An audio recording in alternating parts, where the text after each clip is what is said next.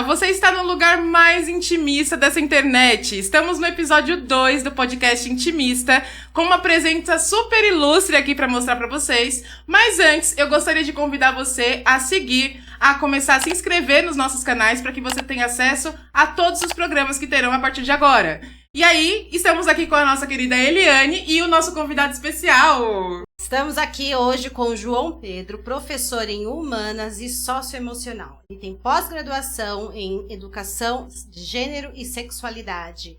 11 anos de experiência, ele é TikToker e tem 39 mil seguidores. Que prazer receber você! Oi, gente, prazer. Estou aqui para transformar um pouquinho nossa conversa e mostrar como que é esse mundo da educação e tudo que mudou nessa década já que eu estou presente na sala de aula. Ô, João, eu fiquei muito curiosa, quando a Eliane falou que você trabalha como professor de geografia e tal, eu fiquei pensando, gente, do que ele tá falando na rede social? Porque quando a gente pensa em geografia, eu adoro o assunto, né? Mas eu penso em economia, eu penso em história, eu penso em relevo, em um monte de coisas desse tipo. Só que tipo de conteúdo você tá compartilhando com o pessoal? O que te fez pensar nisso? Então, o que acontece é assim, ó. Todo mundo que fala, professor de geografia, o pessoal acha que é um guia turístico. Qual que é a capital de tal país, tal, não sei o quê. Eu falo, eu não sei também. Como é que eu vou saber a capital de mais de 200 países? É impossível. Não tem como. Sim. Então, o conteúdo que eu tento trazer para a rede social é um lado um pouco mais contraído dentro da própria sala de aula. Que também é uma maneira dos alunos ficarem mais próximos de mim, Sim. de eu conseguir falar a linguagem deles, de conhecer o que eles gostam, do que eles não gostam. Que... é só assim que a gente se comunica, criando conexão, criando uma ponte entre eu e eles. Não adianta eu sou um cara de 31 lidando com um menino de 11 e falar com a minha linguagem de 31 e ele de 11. Então é uma maneira de eu me aproximar. E a gente percebe o quanto, assistindo os vídeos dele, o quanto os alunos querem participar. Eles gostam, né? E participam, assim, não só da questão do vídeo, mas também do vínculo. Eu fico ali assistindo, e aí eu vejo os alunos, por exemplo, ele faz algumas aulas, e aí essas aulas é interativa. Então, eles brincam com a resposta, e isso é uma forma que a pessoa vai aprendendo. Não, algumas coisas que eu faço assim nos meus vídeos é colocar erros de português. Porque acho que o sonho de qualquer pessoa é corrigir um professor. Então quando você coloca um erro de português, por exemplo, escrevo sirene com C, certo com S, assim, aí você vê que chove comentário, fala assim, tem uns que são bem maldosos, né, que lasca a gente mesmo, Sim. E aí os alunos vão lá e defendem. Então a gente cria uma força-tarefa, isso também é bom que dá um engajamento pro público, né, que cria um defende, outro ataca, e eu fico lá dando risada. Então quer dizer que o João, ele entendeu a fórmula do algoritmo, né? Ele entendeu, além de conectar com os alunos, aprendeu a conectar com o algoritmo. Olha que demais isso, eu adoro essas coisas. Ô João, e como que você começou a se interessar por geografia? Você tem 31 anos, e como foi pra você? O que você fez assim, vou fazer isso agora, eu quero escolher geografia pra minha profissão, ou professor, não sei, me explica um pouquinho. Então, a minha história na educação foi bem diferente. A minha família inteira é da educação. Meu pai tem uma escola, mas ele foi professor, a vida inteira. A minha mãe é professora, a minha madrinha é professora. Então, eu venho de uma família de educadores. Só que eu não queria ser educador. Não, agora, pausa dramática aqui. Como assim não queria ser professor? Uma família inteira. Mas olha só, muito... Gente, aí eu tenho que falar, não adianta. Eu sabia que a psicóloga ia entrar em cena. Não, mas olha só, é o que eu trabalho, né? Porque olha o quanto que vocês me ouvem falar essa coisa de eu não vou ser igual meu pai e minha mãe, eu não vou ser. E aí a gente brinca que quando você fala assim, eu não vou ser, você já tá trilhando um caminho de encontro. É isso, sociedade. A gente não consegue fugir, né, da família. Quem não parece com o dono é roubado, né? Mas o que acaba acontecendo é assim, quando eu saí da escola, a primeira coisa que eu fui buscar fazer foi publicidade. Porque eu sempre gostei da comunicação. Sempre gostei de comunicação. Olha, nossa! Então, eu acho que me comunicar com as pessoas, eu demorei pra entender, mas esse é o meu dom. A comunicação Sim. com as pessoas, entendeu? Não é literatura, não é escrita, não é nada disso. É comunicação, eu gosto de me comunicar com os outros. Mas eu fui pra publicidade porque eu achava que era um curso legal e tal. Fiz um ano de comunicação e de publicidade e propaganda. Só que o que acontece? Eu sou uma pessoa que eu sempre gostei de trabalhar. Então, na publicidade, eu achava que o caminho que eu ia trilhar ia demorar muito pra conseguir um emprego. E aí meu pai virou pra mim e falou assim, João, tá faltando professor no estado e você vai conseguir ingressar rápido no mercado de trabalho. Sim. Aí o que eu fiz? Saí da publicidade e entrei na geografia. Porque a geografia era uma área que tava já em defasagem, tipo, ninguém queria fazer geografia. Sim. E aí eu migrei, fui pra geografia. No primeiro ano de geografia, eu prestei uma prova, passei nessa prova e comecei a dar aula com 19 anos. E aí eu já tinha um salário, tipo, na época de R$2.000 na faculdade, no primeiro ano de faculdade. O que entendemos nesse primeiro momento é que publicidade é uma coisa que não faz sentido alguém querer ser publicitário hoje em dia, gente. Olha isso. Não faz sentido. Ou você vai vender miçanga, ou você vai ter que arrumar uma outra forma de fazer isso como o João fez com excelência, né? Que legal. A questão, assim, do publicitário, eu acho que no Brasil, hoje, numa visão que eu tenho hoje, na época eu não tinha toda essa visão. Mas eu acho que o publicitário, as pessoas acham que qualquer um consegue exercer, tipo, a comunicação. E não é assim, exige um treinamento, exige um trabalho muito forte. Coitado, o França tá aqui, quanto que ele não tem que aprender de um monte de coisa pra poder falar sobre isso? Entendeu? Então, e às vezes as pessoas pagam um menino de 18, 20 anos que faz qualquer coisinha lá no Canva e acha que tá tudo bem. Exato. Então, pra você trilhar um caminho dentro dessa área, eu achei que ia demorar muito. E, de novo, eu gostava muito de trabalho, muito de dinheiro. Tanto que eu comecei a trabalhar porque eu queria conquistar só as minhas coisas. Eu também tinha um pouco de orgulho, assim, de querer ter as coisas pelo meu próprio modo e tal. Porque eu também não tinha muita oportunidade, então eu tive que correr atrás. Legal. E aí, olha que interessante, quando ele vai falando dessa questão da comunicação, que a gente vai entrando direto no quê? No quê, gente? No que se tanto fala? Qual é o quê? O seu propósito. Porque, e aí, esse caminho que ele vai trilhando, porque assim, ele identificou e ele tinha clareza, então, do o que era a potência dele, né? O que ele surfava. Porém, não, e aí é o que a gente sempre fala, não necessariamente você vai começar diretamente naquilo que você gosta, mas é um processo. E você sabe que, ouvindo você falar sobre isso, me leva para o mesmo lugar, porque eu gostava muito de escrever. Eu sempre gostei muito de escrever.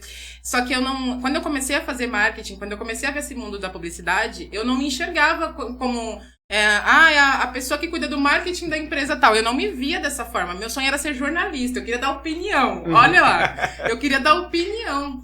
Então, quando começou esse negócio de redes sociais, eu comecei a escrever em blog. Aí, olha como eu fui entrando no digital de uma forma que eu também não esperava.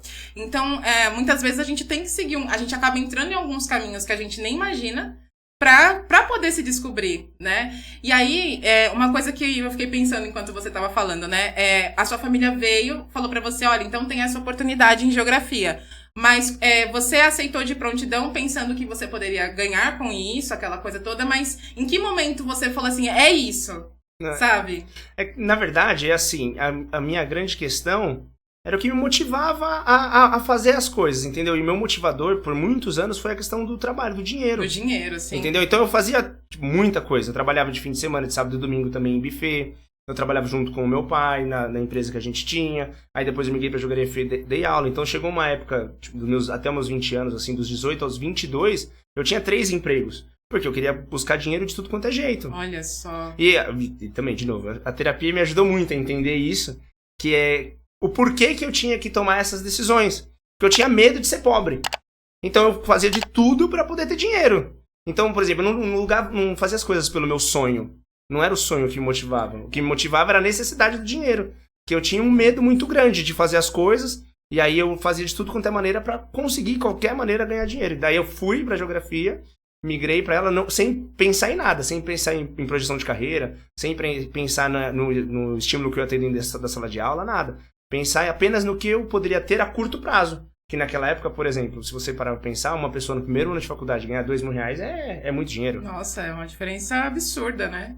E você sabe, eu até quero passar a bola pra Eliane pra ter essa parte. Mas olha que legal, eu tenho uma visão que eu falo muito das pessoas fazerem aquilo que brilha os olhos dela, né? Só que eu também, por quanto tempo, eu acho que é muito bom pontuar isso sobre essa questão de propósito, porque por quanto tempo a gente tem que passar por lugares que muitas vezes nem são tão positivos justamente por necessidade ou porque é por ambição, e tudo bem, né? Uma ambição que faz você caminhar, você crescer, você expandir o seu olhar, conhecer coisas diferentes, né? E hoje em dia eu tenho a percepção, Eli, que eu quero muito que você fale sobre isso, de que as pessoas estão muito querendo viver dos seus sonhos e esquecendo das responsabilidades.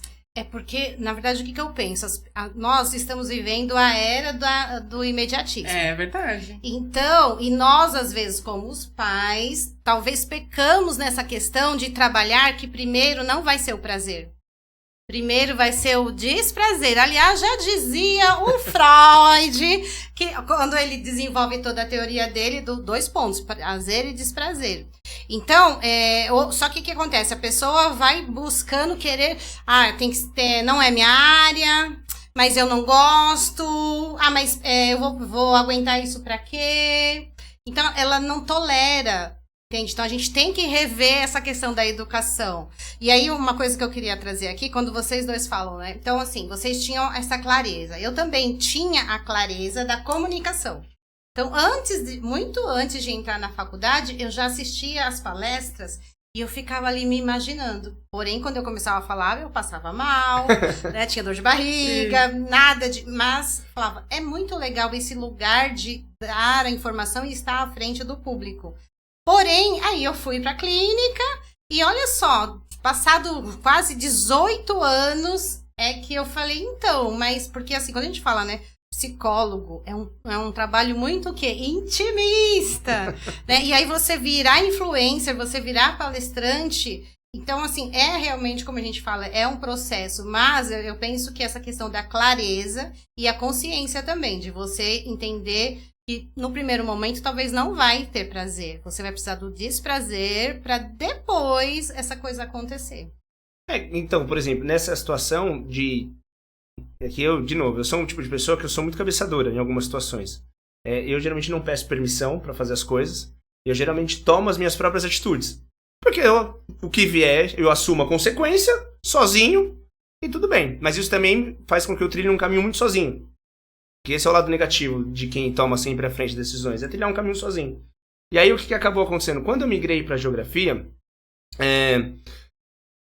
não pensando em nada, eu simplesmente fui, eu não pensei não estudava nada, né? Não pensei em quem era o público que frequentava, não pensei no ambiente de trabalho, não pensei em nada. Tanto que o meu melhor amigo da faculdade era o seu Antônio, que ele tinha 65 anos. Entendeu? Então assim, eu não ia pra bar, eu também nunca fui de bar, então eu não ficava no boteco lá da faculdade, eu só ficava na biblioteca. Então, por exemplo, eu não tive nenhum amigo de faculdade, tirando o seu Antônio. Tinha algumas pessoas que eu conversava e tal. Então, assim, esse período de faculdade, pra mim, podia passar qualquer situação, desde que eu alcançasse o meu objetivo. Então, eu aceitava passar por situações que muita gente não passa, que nem eu converso com todo mundo e falo assim, pô, você nunca foi no bar da faculdade? Eu nunca fui. Então, principalmente porque eu também não bebo, então não sou de beber. Não ia nem pra fazer amizade, eu ia lá, fazia o que eu tinha que fazer, cumpria minha jornada de horário, eu ficava mais tempo na biblioteca do que na própria sala de aula, que eu gostava de ficar com os livros, aí eu estudava, vendia uns trabalhos na faculdade também. Eu gosto, agora chegou, eu gosto. E aí o que acaba acontecendo, e eu fazia o que tinha que fazer e ia pra casa, entendeu? Então, por muito tempo, engraçado como a vida leva a gente pra alguns lugares, né, que nem... Eu descobri uma paixão na educação diferente do que era pintado, por exemplo, pelo meu pai, pela minha tia, tal, pela minha mãe. É uma paixão diferente que eu tenho hoje. Então é o que me leva a estar com eles, é o que me leva a estar todo dia, tipo, de bem. Entendeu? É muito diferente. Olha, você não tem noção de a emoção e comoção. Vou me emocionar. Agora foca ali, porque a gente vai fazer esse corte. Foca lá. A emoção na formatura, né? Porque ele foi... Como que é o nome? Paraninfo. Então você via ali a emoção dos alunos e dos pais. Então, assim, a gente consegue sentir o quanto que ele tem amor na profissão e, infelizmente, o quanto que isso está um pouco perdido. Você concorda com isso? Concordo, claro que eu concordo. É que, gente, é assim... Eu sou uma pessoa que me cobro muito nessa situação. Então, quando eu falei do dom da comunicação, eu demorei a entender que esse era o meu dom. Porque eu entrei com 19 anos e eu achava que eu tinha que ser o cara mais inteligente do mundo. Então eu me matava de estudar, entendeu? Porque imagina você ver um professor burro. Tipo, você imagina como que vem disso. Entendeu? Como que você se olha e você fala assim, pô, você é um professor burro, cara. E aí depois eu entendi que eu não... Tem pessoas que são muito inteligentes, que absorvem uma quantidade de informação muito melhor do que eu. Se eu for falar agora a quantidade de professor de geografia que são muito melhores do que eu, vou ter uma infinita lista aqui. Mas eu tenho certeza que a maior parte deles não tem metade da habilidade que eu tenho com as pessoas. Então eu demorei pra entender isso. Que a minha habilidade não era falar, por exemplo, de rocha, olhar e falar assim, nossa, essa rocha amarela aqui, gente, que coisa maravilhosa. Quando eu olho essa rocha, eu fico maravilhado. Não, eu fico maravilhado quando eu vejo pessoas. Quando eu vejo uma história, quando eu vejo uma pessoa que precisa de um abraço, quando eu vejo uma pessoa que quer sentir que é ouvida, quer sentir que é importante. Isso pra mim é o mais valioso. Gente, uma salva de palmas pra esse professor, gente. Uma salva de palmas. Palmas. A gente precisa enaltecer essas coisas, né? Porque no mundo de hoje, as pessoas... A gente começou falando dessa questão do propósito, né? Que no primeiro momento pra ele, o propósito era conseguir fazer renda, né? Até que chega um momento em que ele vê o quanto ele respira isso que ele tá fazendo, né? E uma coisa interessante que eu gostei no que o João falou, porque assim, a gente trabalha muito essa questão no autodesenvolvimento de, não se cobre tanto. Boa. Você pega leve com você, se acolha, e a questão da competitividade, né, que ela não é bem vista. E eu discordo. Eu também. Entende? Ai, que bom. Então, olha só, eu já tive um analista, né, de que falou, Eliane, mas pensa comigo, a sua autocobrança, o seu controle, ele também te protegeu e fez você também chegar onde chegou. Então, quando o João fala de que ele colocou aquela referência, que ele não queria ser um professor meia boca, então essa cobrança dele empurrou ele para ser melhor e diferente. Conseguiu se diferenciar no meio de outros professores e descobriu, inclusive, outras habilidades que ele tinha porque ele se cobrou pra ser melhor, né? Demais! Demais isso! É o que é nosso, é nosso, né? E aí, João, quando a gente vai falando então dessa coisa do amor, da necessidade da educação, conta pra gente como que você lida com a questão da educação no momento que a gente vive hoje, essa questão da instituição, família, os pais, alunos, escola, educação. Quando a gente fala de instituição de qualquer pessoa, existem algumas áreas, né, que ajudam a formar os seres humanos, como por exemplo a escola, a família, a igreja, que são lugares onde eles pegam referências e levam essas referências pra frente, pra moldar que é a personalidade dela, o caráter dela, enfim, os valores dela. E eu acho que hoje no Brasil, e principalmente, sei lá, em várias partes do mundo, a gente tem muita defasagem nessas instituições. A gente tem uma escola de má qualidade, a gente tem uma família totalmente destruída e a religião se perdeu. Entendeu? Então, a gente tem seres humanos extremamente hoje vazios. Eu tava falando com quem que eu tava falando? Com um amigo meu esses dias. E eu falei pra ele o seguinte, eu falei, cara, você pode perceber que eles não têm, a maior parte dos jovens hoje, não tem a questão de ancestralidade. Por exemplo, eles não conseguem lembrar de uma história do vô deles, eles não sentam com a avó e falam assim, pô, seu avô fazia tal coisa, seu bisavô fazia tal coisa. Eles não têm mais isso. Hoje eles apenas vivem. Então eles acordam e eles vivem, e aí eles passam mais um dia e vivem. Eles não têm substância. Então, e aí, esse vazio que precisa ser preenchido, dá espaço para muitas outras coisas. Que nem eu fui para viagem de formatura com o terceiro ano, e esse terceiro ano tinha mais de 3.500 pessoas. E aí você pode perceber que muitos deles, quase, sei lá, 90%, fumava pod, bebiam, entendeu? Então Fumava o quê? Pod, cigarro eletrônico, sabe? Vapor. Ah, claro. Então o que? Você não sabe? O pod é aquele cigarro eletrônico. Não tem outra referência. Tem outra referência, Ju? Pode falar? Acho que é esse, cigarro eletrônico. Tá bom, finge que não ouviu, corta. Que aí fumava. E aí? E essas pessoas preenchem esses vazios de alguma maneira. Sim. Entendeu? Então, porque todo mundo precisa estar preenchido. A gente não é um ser vazio. A gente carrega alguma coisa. E quem não carrega nada, sofre. Quem não carrega nada, fica vazio, fica triste. Ou se preenche daquilo que não faria presta. bem pra ele, né? Eu vou deixar, eu não vou abrir minha boca aqui. Eu vou ficar caladinha aqui, ó. Porque hoje quem vai brilhar aqui é o João. Não, gente. E olha, assim, tá vendo? Por que eu falei pra você, Jennifer, eu conheço um professor. Foi mesmo. E vamos chamar ele pro nosso podcast, porque as coisas que ele vão falar, você vê, tem total ligação com essa questão que a gente tá falando da intimidade mesmo. Sim. Então, quando o João, aliás, inclusive, foi esse o momento. Tem a questão dele ser professor dos meus filhos, mas quando a gente começou a seguir nas redes sociais, eu nunca esqueço, João, um post que eu fiz falando assim, ela foi e é minha social media. Então, Pose. aquelas artes, aquelas coisas todas bonitas ali, um trabalho dela que é muito excelente. Parabéns. Então, ali, sabe aquele que a gente falou assim, pare de falar mal dos homens, né? Sim. Você, mulher, que fica aí falando mal do seu marido. E ali foi onde a gente foi conversando um pouquinho, por conta disso. O João, ele é casado, e aí ele se identificou muito com essa história, né? Do quanto que... E aí ele mandava para vários alunos, gente. Nossa, imagina. Olha essa psicóloga aqui. Por quê? Porque é uma coisa que a gente...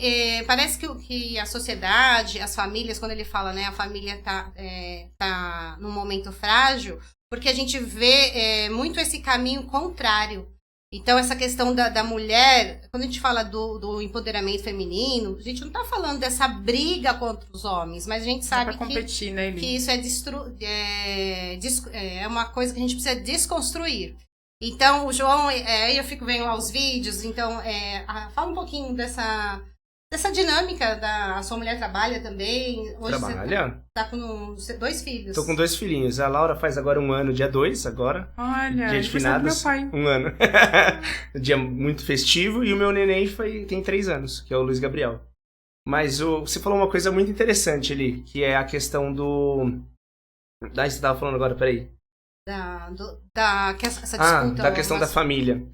E uma coisa que é muito interessante, que eu fiquei pensando outro dia, discutindo com a Nath também, que a gente sempre fala assim, eu vou dar pro meu filho tudo aquilo que eu não tive. Nossa, frase clássica. Mas eu sempre falei que eu não ia fazer isso.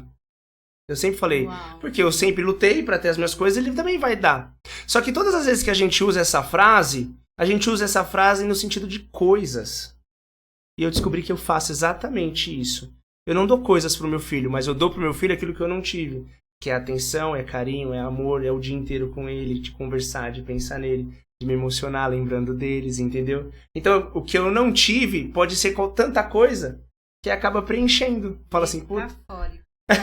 Então eu fiquei pensando, nossa, realmente eu faço isso também. Porque, querendo ou não, eu falei pra vocês agora no começo que eu trabalhava 3 lugares. Ainda vendia trabalho na faculdade. Então, tipo, até na faculdade estudando eu trabalhava também. Porque eu fazia tudo por dinheiro. E aí, hoje em dia... Eu não trabalho nem metade do período que eu trabalho só meu período, mas o restante do meu dia que eu consigo ficar com os meus filhos é algo que eu não tive, eu dou pra eles. E assim, a gente é gostoso os vídeos dele, porque ele tá falando de uma coisa séria. Aí o filho dele, é muito comum de quem tem criança pequena, esses dias eu mandei pra ele assim, e compreendo perfeitamente. Porque ele tava fazendo vídeo e o filho dele pulando no sofá. E aí ele foca no filho, depois volta. Então, quer dizer, não é aquela coisa forçada. Sim. De que... Eu te falei, Jennifer, ele fez um stories da pia cheia de louça. Pô, é verdade, ela contou pra mim. Não, gente, e até o fogão, você não tinha noção.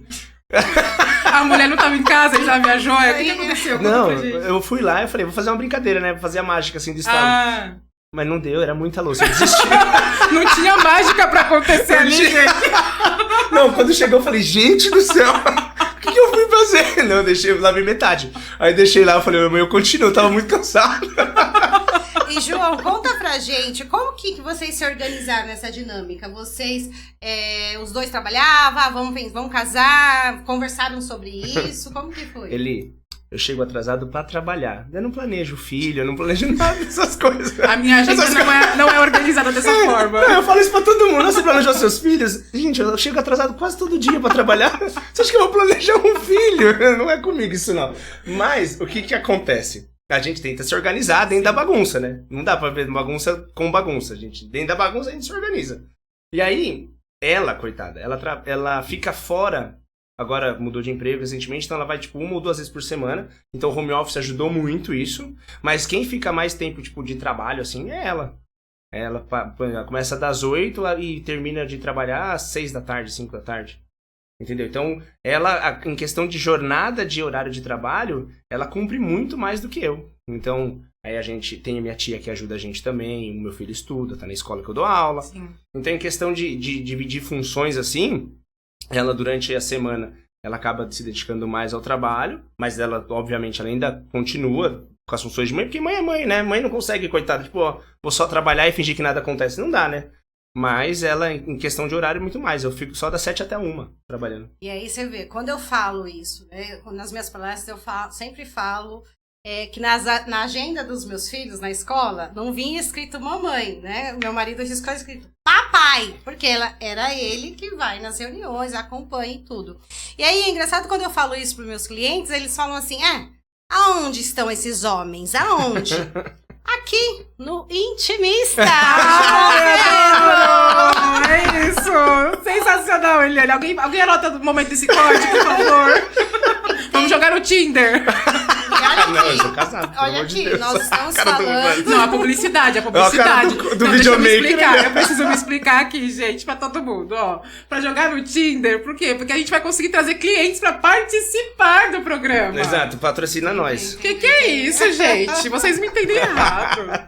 Então, essa questão, né? Porque nós estamos num processo de mudança, onde a gente tem, muitas mulheres às vezes não gostam que fale esse termo rede de apoio, ou porque meu marido me ajuda. Então, nós estamos aqui hoje com o João Pedro, que é uma pessoa que tem essa consciência e em nenhum momento ele falou, eu ajudo. Sim. Por quê? Porque a casa é dele, a família é dele, e a gente vê, então, e é isso que ele falou, não, a gente não programou, mas, quer dizer, o casal vai se organizando para isso e só quem ganha é os seus filhos. Não, e a gente acaba crescendo muito, né? Porque a gente briga, a gente tem as nossas discussões, tudo, que é natural, mas eu acho que o maior motivador pra gente hoje são eles, são as crianças. Então, tudo que a gente faz é pra fazer com que a casa tenha uma dinâmica muito boa pra ela. Então a gente acaba ficando, a gente mesmo, ela mesmo, o casal, às vezes fica um pouquinho de lado por causa da necessidade. Porque as crianças precisam estar em prioridade, porque elas têm... A faixa etária também, né? Exatamente, por conta da idade. Vai chegar um momento que elas não vão ser mais a prioridade, porque elas vão conseguir caminhar com as próprias pernas. Aí a gente volta e alinha a prioridade. Mas quando isso fica claro, eu acho que as coisas tendem a funcionar melhor. Sim. E como que foi? Você ficou uma semana? Acabou de voltar de viagem? Fiquei uma semana. Fiquei de domingo a domingo. Nunca tinha viajado de avião. Foi terrível. Foi uma experiência terrível. Porque o avião foi até Florianópolis e voltou. Eu nunca tinha andado de avião. Fui e voltei. Eu nem sabia que isso era possível. Porque ele tava fechado o aeroporto. Agora eu entendi. Como assim? Foi e voltou? Porque tava chovendo, o aeroporto fechou. E aí eu fui e voltei. Eu falei, gente, por que eu tô voltando? Nossa, e no dia do medo ainda, né? Não, com medo terrível. Mas a gente vai viajar, e como eu chorei várias vezes, porque eu sou, com relação a eles, eu sou muito, muito sensível com os meninos. E com a Laura. Menino, eu falo Laura e menino. Com as crianças, eu sou muito sensível, porque eu falei assim, se eu morrer, eu nunca mais vou ver eles. Aí eu fiquei com muito medo de morrer. Muito pai. É isso que eu ia falar. Eu fiquei com muito medo. Já ouvi amigos que são pais e tal, sempre tem... parece que depois que o filho nasce... isso é um comportamento comum de pai, né? Porque parece que depois que o filho nasce, o homem fica com medo de morrer. Exatamente. Eu já ouvi tanto amigos falarem isso. É não questão de gênero. Aquela menina que foi lá jogada pela janela. Então, naquela época, a Júlia, minha filha, era muito pequenininha e próximo da idade. E aí eu tava na minha casa, eu tava almoçando, e aí o noticiário falando daquilo. Aquilo começou a me dar uma comoção, porque a Júlia tava na casa da avó. Olha. E aí eu liguei, Davis, eu quero a Júlia, traz a Júlia. Mas Eliane, ela tá bem, não quero saber, eu quero a Júlia aqui comigo. Então, assim, eu sempre falo, né, qual o melhor papel? Pra mim, o meu melhor papel é ser mãe. Então, essa coisa dos filhos, realmente, quando um filho nasce outra pessoa. Não, e a questão da paternidade é tão diferente da maternidade, porque o amor vai crescendo, né, dentro da mulher. E o meu não foi assim, foi logo depois que nasceu. E o meu filho passou por 2 processos cirúrgicos, né, assim que nasceu. Não sei, você sabe a história do Luiz? Não sei. Você não sabia ele? Não, o Luiz, ele nasceu com uma cardiopatia congênita. Sabia que ele fez uma cirurgia, mas não detalhado. Ele nasceu com uma cardiopatia congênita, e aí o que acontece? Ele passou por um cateterismo com 15 dias, ele fez uma cirurgia de peito aberto com 3 meses. Gente! Não, foi terrível. Assim, foi um dos piores dias da minha vida, foi o dia da cirurgia dele. E aí você via ele lá, tipo assim, todo...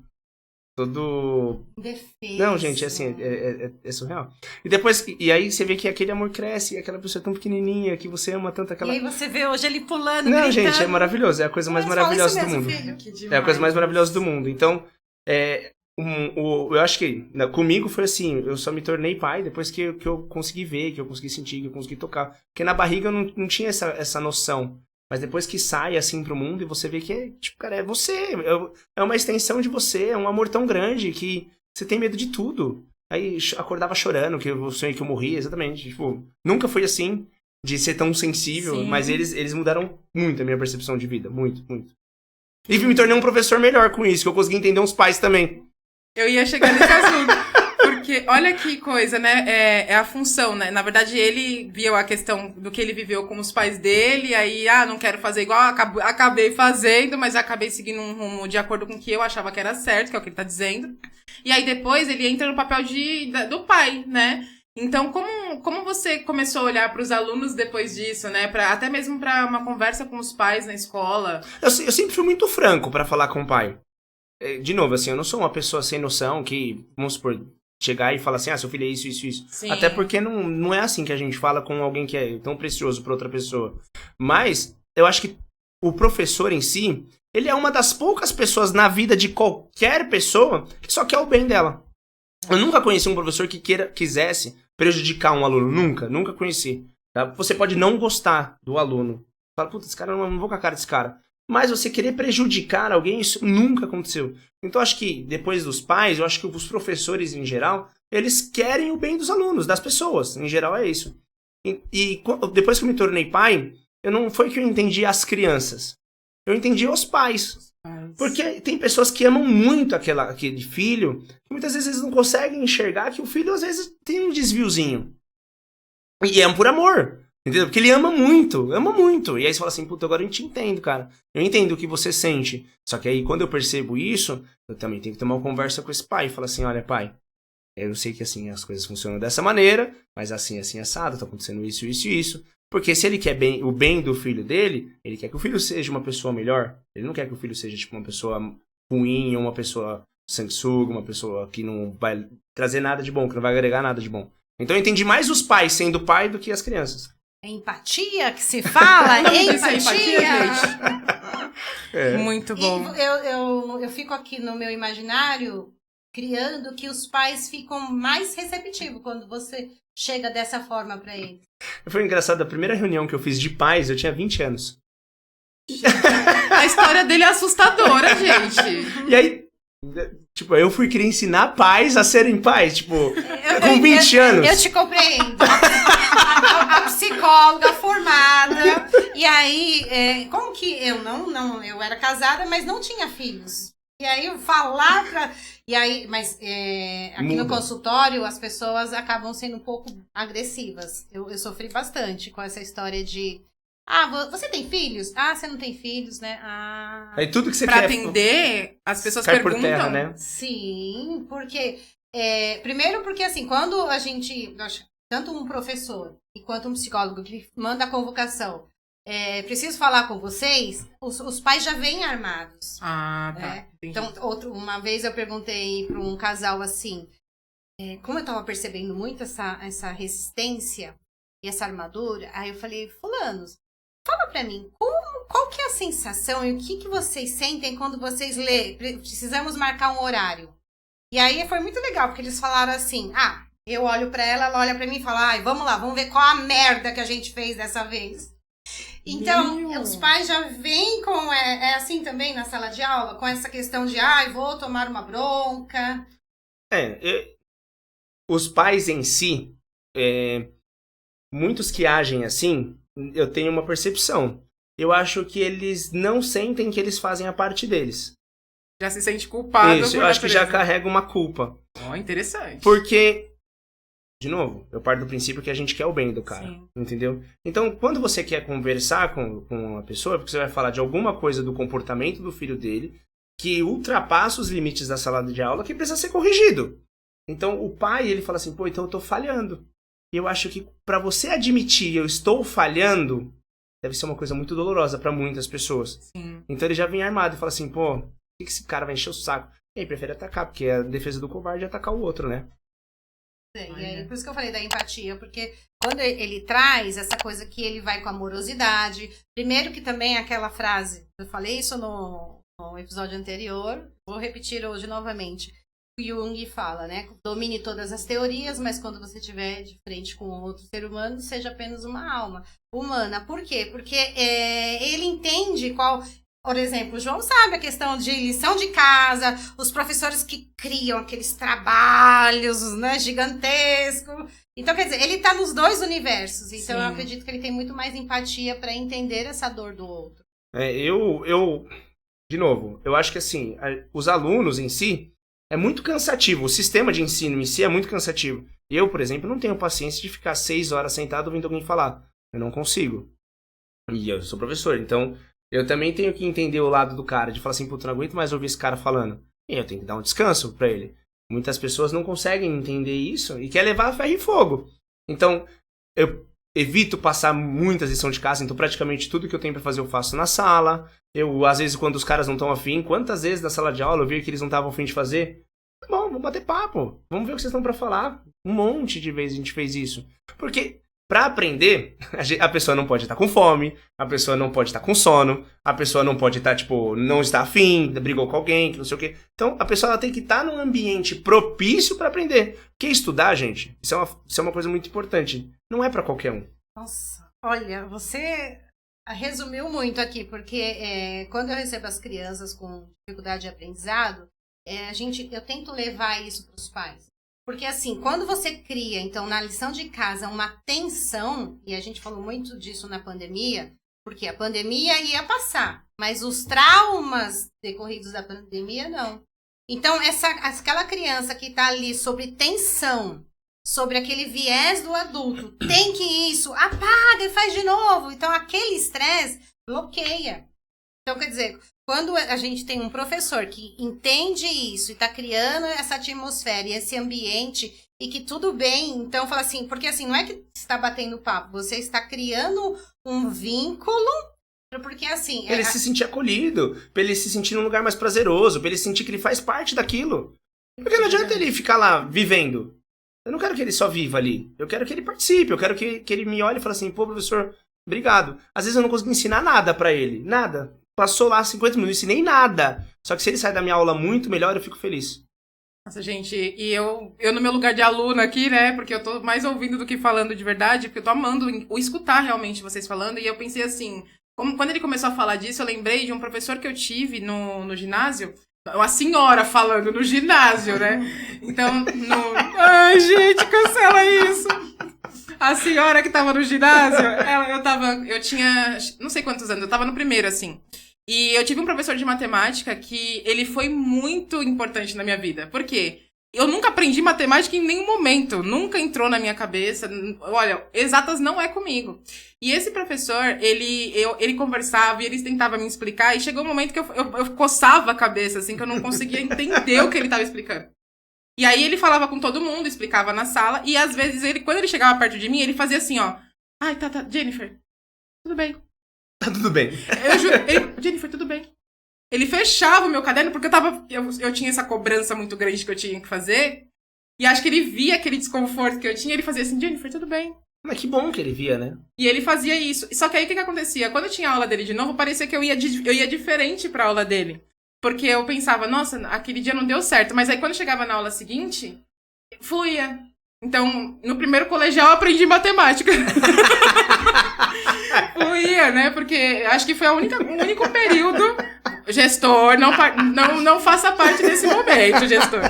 Então, assim, aprendi... Foi um único período da minha vida que eu realmente consegui aprender uma matéria tão difícil. Não aprendi o restante das coisas, mas naquele ano eu tive boas notas, né? Por conta desse acolhimento. Então, não tem como, né? Essa questão da necessidade básica, né? De você sentir que tem alguém que tá olhando não só pra tarefa que tem que ser feita. Pro currículo, né? Não é isso. Quando eu falo que estudar não é pra todo mundo, gente, é que pra você estudar, você tem que aprender a estudar. É. Então, você cria uma obrigatoriedade do cara tá lá, do aluno tá lá, que não é pra ele. Não é pra ele. Ele não tem habilidade em estudar, ele tem habilidade de fazer outras coisas. Em jogar uma bola, em bater, em tocar um instrumento. Aí, mas sentar, ler um livro, cara, não é pra ele. É verdade. Só que é isso que eu deixo bem claro pros meus alunos. Você não precisa ser o 10 daqui. Você tem que alcançar a média. Já que você não gosta de fazer isso que você está fazendo, não importa qual seja a disciplina, pelo menos o mínimo disso aqui, pelo menos o básico disso aqui, você vai ter que contemplar. Porque é o mínimo que se espera de você. É a formação do indivíduo, no final das contas, né? A escola. Eu acho que tem muita coisa que podia ser dispensável.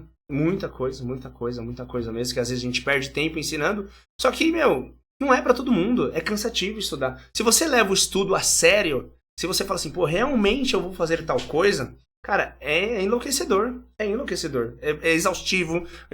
Corpo, mente, pressão, te gera dor física, te gera desgaste na família. Se você não tem quem te apoia, você se sente sozinho de novo. Então, não é pra todo mundo. Você tem que estar bem. Você tem que estar bem. Senão você não aprende nada. E principalmente quando você tem, então, aquele ambiente, e aí agora é a competitividade do lado negativo.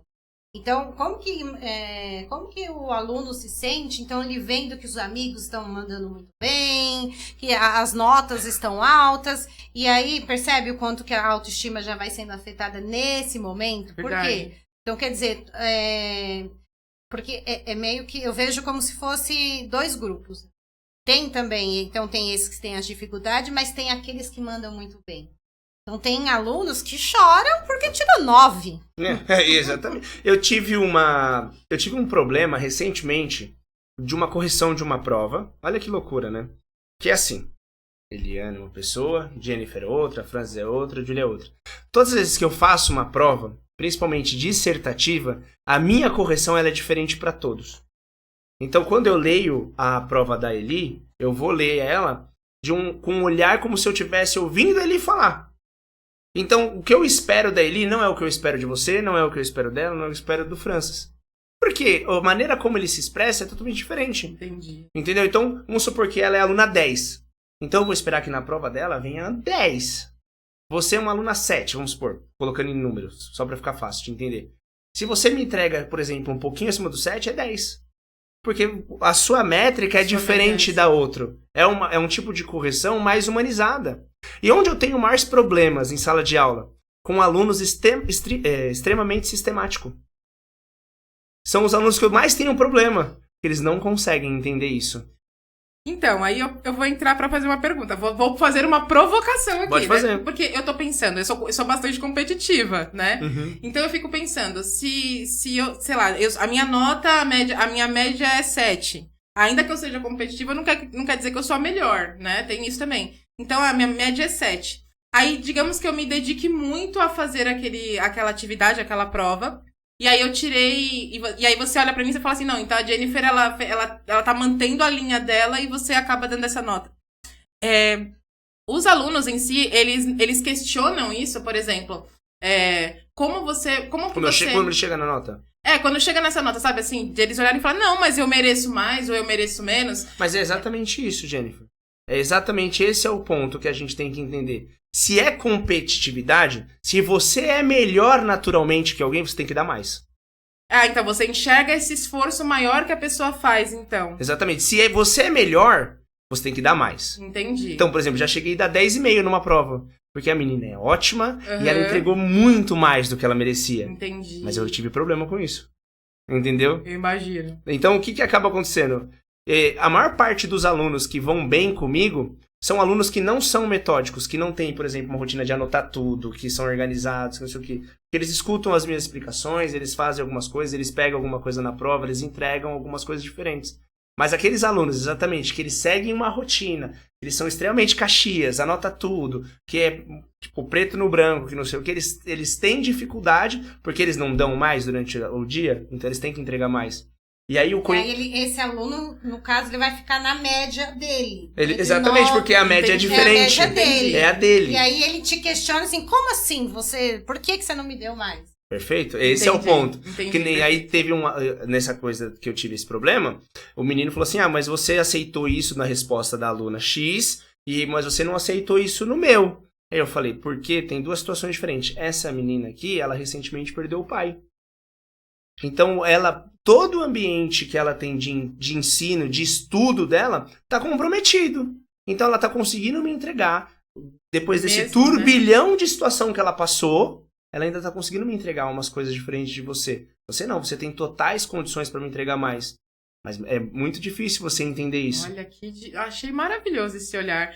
É um professor que faz uma correção humanizada. É isso aí. Tá faltando isso no mercado, viu, gente? Quando a gente estava falando da questão do socioemocional, então... Isso responde muito. Entendi. Não, eu sou Verdade, apaixonado, eu sou verdade. apaixonado por essas questões, sou apaixonado. É a linha que eu... Tanto que a graduação que eu fui buscar, eu fui aprender, justamente porque é algo novo, essa questão de mais de 40 tipos de gêneros que existem hoje. Sim. E aí, muitos problemas emocionais que eles têm são relacionados a isso, ou a sexualidade ou ao gênero. Então é mais uma maneira de eu poder instruí-los, né? De poder falar com naturalidade, por exemplo, questões relacionadas à maneira como eles se trocam namoro, ou criam afetividade. Então, como eles enxergam o corpo deles, de uma maneira muito mais aberta. E não transformar em tabu, como se fosse uma coisa ruim, negativa e tal. É uma maneira de eu, de novo, criar mais conexão com ele. E a minha próxima meta é aprender a fazer mágica pro meu 6º ano, pra conseguir dar aula fazendo mágica. Ai, gente. Aí você chama a gente pra filmar, porque eu vou fazer questão de ver isso de perto, gente. Muito Mas é porque eu bom. sou muito louco, eu também não aguento ficar lá o tempo inteiro só trabalhando, estudando, lendo livro, não sei o que. Pra mim não funciona mais também. Pra mim é divertido. Isso é muito bom, né? E eu acho que cada vez mais a gente tá indo pra esse caminho, né? Quando a gente pensa na velocidade das coisas no mundo de hoje, de como as pessoas estão aprendendo hoje, né? O que prende a atenção das pessoas hoje. Cada vez mais a gente não tá mais tão focado em fazer as coisas como já foi um dia, né? Não quer dizer que... Eu penso que existe um momento que a gente fala dos valores que não podem se perder, mas existem algumas culturas, né? Que não servem mais, porque o mundo mudou. Então, existem algumas culturas que não dá porque o mundo mudou. Então, o que eu posso fazer com isso, né? E aí é onde você se renova, você aprende, você estuda o momento atual para trazer um pouco mais de dinamismo para esses alunos, né? Que é o que vai fazer com que eles fiquem presos na sala de aula e queiram aprender mais. Exatamente. Acima de tudo, por eles, eu faço por mim também. Perfeito. Porque se eu não transformo o ambiente onde eu trabalho, eu aceito a consequência que ele vem. Então, se eu não faço uma coisa diferente, eu não vou ter uma coisa diferente. Se eu não proporciono um momento feliz, eu não vou ter um momento feliz lá. Não vai ter, é verdade. Porque, coitadas, são crianças, né? E quando você vai falando dessa sua dificuldade, a gente tava ali stalkeando né, o perfil, e aí a Jennifer trouxe, ela falou, Eli, olha essa frase aqui.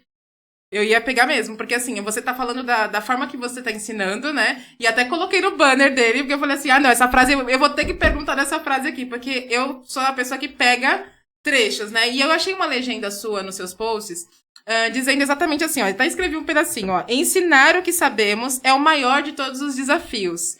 Eu adorei essa frase, e eu queria que você falasse um pouquinho sobre ela, né? O que é esse ensinar é um dos maiores desafios? O que é isso pra você? Eu fico arrepiado até de falar isso. Eu quero ouvir. Porque eu acho que ensinar alguém é uma coisa muito boa. Só que não quer dizer que o outro tá aprendendo. Olha o olhar, olha pra onde ele foi.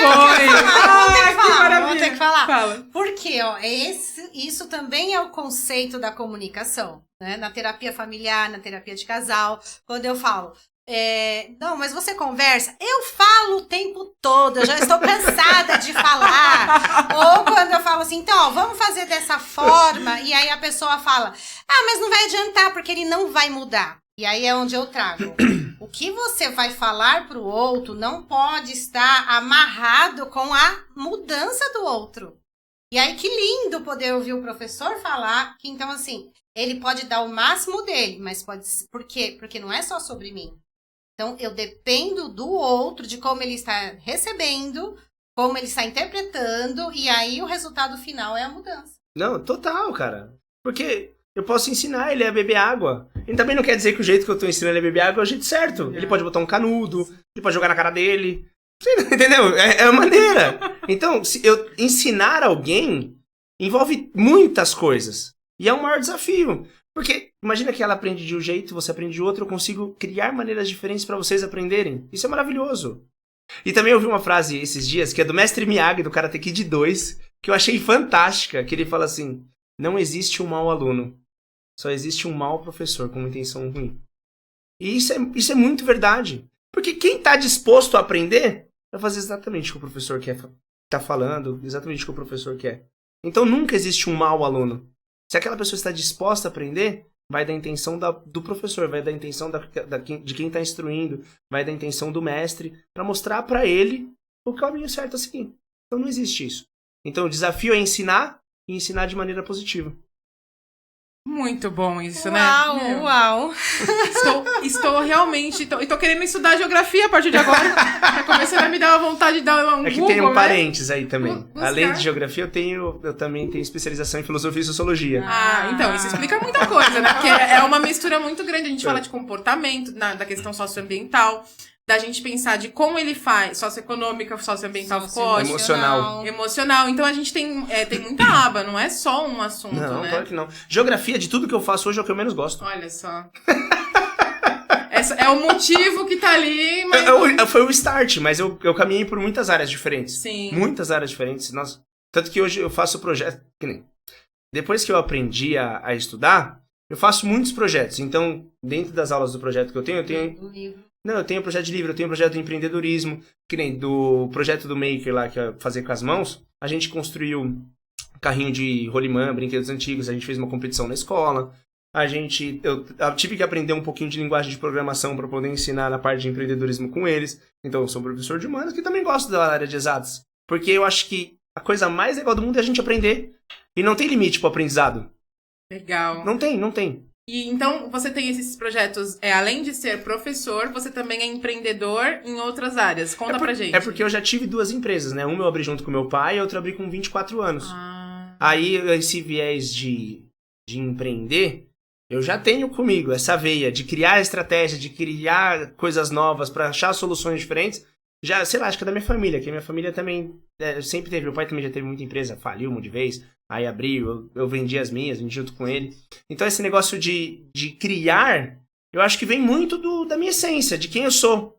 Porque o comodismo, as coisas naturais, assim, de fazer todo dia a mesma coisa, pragmática, eu não sou assim, eu não consigo ser assim.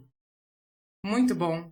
Gente, olha, de verdade, como é que a gente encontra você nas redes sociais? Conta aqui pra gente. No TikTok é geografia e no Instagram é prof.geografia. Sensacional. E uma coisa assim, só pra dar minha parte final aqui na contribuição, é dizer que eu adoro, né, conversar sobre esses temas, né, de tantas coisas. A gente já falou de tanta coisa que a gente falou aqui.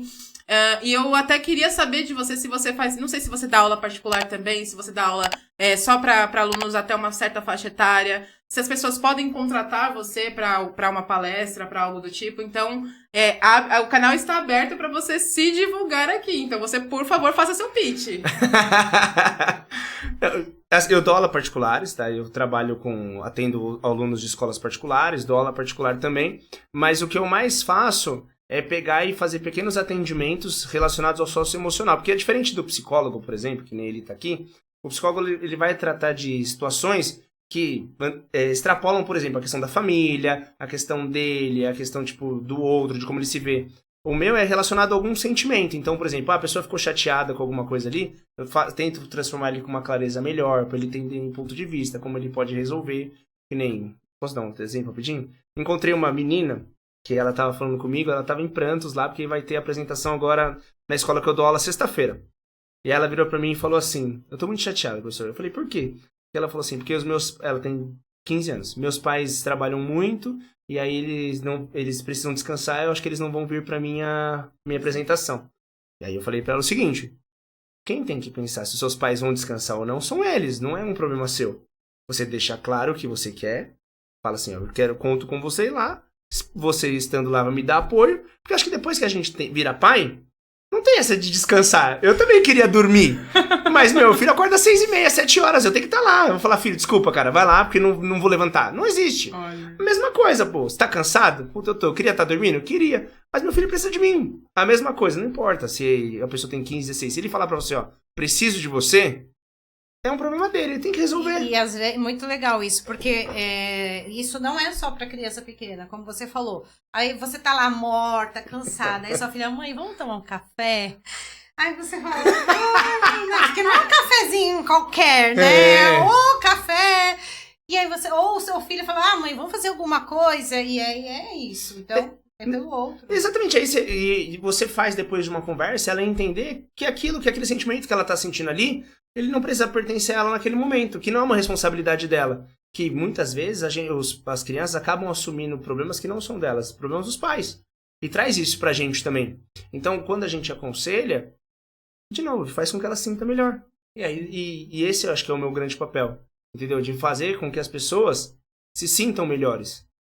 E você sabe, João, que assim, esse foi também o nosso papel, de trazer você aqui para que a gente acredita muito nessa questão da consciência e de você pensar fora da caixa. Porque quando a gente fala professor, fica muito aquela questão de, mas hoje em dia, como ele falou, trabalha por dinheiro? Ok, trabalha pelo dinheiro, mas tem várias outras coisas que te motivam e que faz você fazer aquilo por amor. Então, eu acredito que quem assistir esse podcast vai poder falar assim, o mundo não está perdido. Com certeza não. Agora eu me senti até... Eu vi futuro. Vi futuro nesse mundo. É o que quando a gente tem aula de filosofia, que eu passo pra eles, eu falo, pensa no que é importante. Estudar é importante? Praticar uma atividade física é importante? Ter um momento com a família? Ouvir música? Namorar? Se a gente for conversar aqui, a gente consegue achar em menos de 5 minutos 50 coisas muito importantes. Só que não tem como a gente se dedicar pra tudo que é importante ao mesmo tempo. Não tem como. Entendeu? Então você tem que fazer escolhas. Então a pessoa que faz uma escolha de trabalhar o tempo inteiro por causa do dinheiro, ela vai abrir mão de outra coisa. Pode ser da saúde, pode ser do filho dela. Mesma coisa, o inverso. A pessoa que não vai trabalhar tanto, não vai ter dinheiro, mas ela vai ter outras coisas. Então você tem que escolher quais são as prioridades que você vai ter na sua vida. Então, a partir do momento que eles, os jovens, eles saem com essa clareza da sala de aula e falam assim, pô, eu já entendi que tudo isso é importante. Então, a idade que eu tenho 18 anos, o que é importante pra mim agora? Importante pra mim agora é estudar. Então, ele vai focar no estudo e vai entender que ele vai ter que abrir mão de outras coisas. É importante eu estar com a minha família. Então, ele vai abrir mão de outras coisas e ficar com a família. Porque quantos pais, eles se arrependem de não ter passado o tempo que eles queriam ter passado com os filhos deles quando eles eram importantes, quando eles eram a prioridade. Porque depois crescem, aí não vira mais prioridade. Momento intimista. Eu não tenho nem palavras pra falar mais, gente. Eu não sei mais o que eu falo aqui, porque olha isso. Cada vez que o microfone vai pra bandeira, a gente faz assim, é verdade, né? Assim. E como eu vejo tudo isso, né? Como eu não sou mãe, não estou nesse lugar, né? Eu ouço vocês falando e fiquei mais ouvindo, porque, de fato, pra mim é muito bom ouvir tudo isso. Faz com que eu tenha esperança de que um dia isso vai acontecer de uma forma positiva. Nesse lugar de espectadora, eu penso assim, poxa, existem professores que ainda se importam mesmo com o ensino, né? Não estão ali tentando trazer uma mensagem ruim para quem tá do outro lado, porque, como ele falou, o professor não tá ali por mal, mas muitas vezes acaba se rendendo àquele comodismo de agir sempre do mesmo jeito, de ensinar do mesmo formato. Então, ainda dá pra acreditar na educação, né? Claro. Ainda dá pra acreditar porque tem gente fazendo a diferença. E hoje a gente tem um fator importantíssimo que é a inteligência artificial. Hoje a tecnologia, pessoal, ela vem pra agregar absurdamente a sala de aula. E eu acho que, por exemplo, vamos pegar o exemplo do ChatGPT.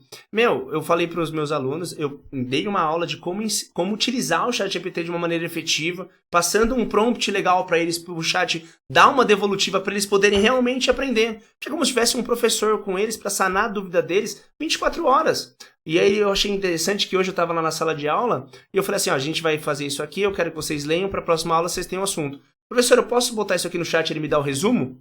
Claro que pode. Claro que pode, porque o meu papel ali não é passar o conhecimento. O conhecimento tem tudo na internet. A internet vai ganhar de mim sempre.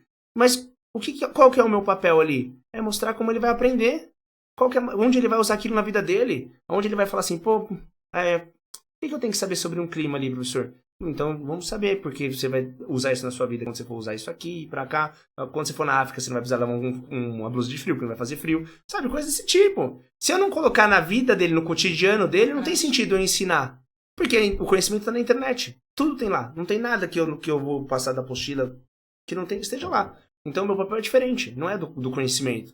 Meu papel é fazer com que ele se sinta confortável em aprender, fazer com que ele se sinta bem, fazer com que ele absorva de uma maneira diferente e saiba aplicar. Ponto.